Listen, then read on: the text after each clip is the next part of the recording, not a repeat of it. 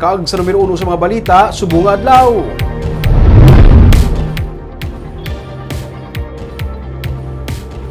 Estudyante gikan sa Christmas party, patay matapos sa rusuhon sang trailer samtang nagatabok mismo sa pedestrian lane.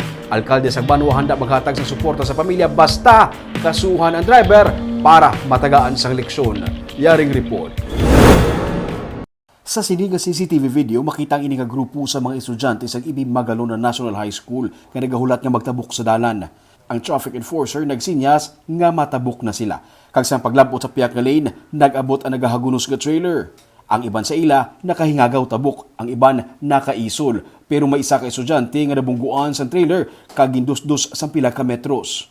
Sunod sa kay Mayor Marvin Malacon, pati ang iya traffic enforcer sang Banwa nadala sa pukuntani. Kung wala makahingagaw isol, may pinapagid kuntani ka mga estudyante nga nadala sa. Ang isa ko daking borsa, dito yung pamlabot, may nakalumpat. Kung wala kay isol, guro isa ka pulo, patay. Ginkilala ang biktima sa kay Kevin Liscano, residente sa barangay Kudangdang sa Banwa sang Ibig Magalona. Sunod sa Ibig Magalona PNP, gikan sa syudad sa Victorias, kag pasur ang truck nga ginakargahan sang tubo nga ginamanehon ni Dante Segudero, residente sa syudad sang Sagay.